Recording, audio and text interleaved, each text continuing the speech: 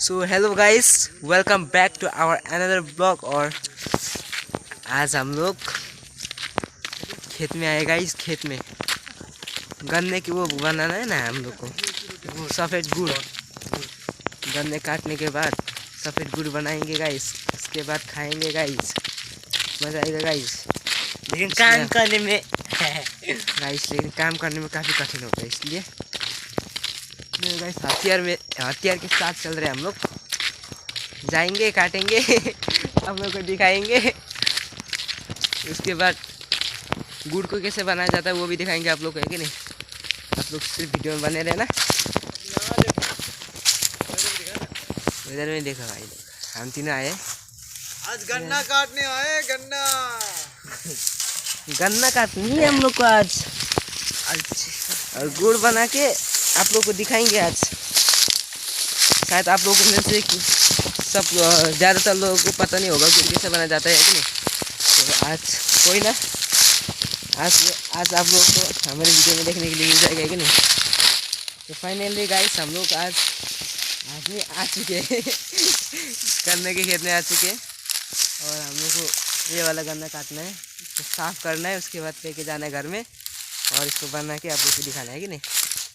तो चलिए guys start करते काटिंग के लिए।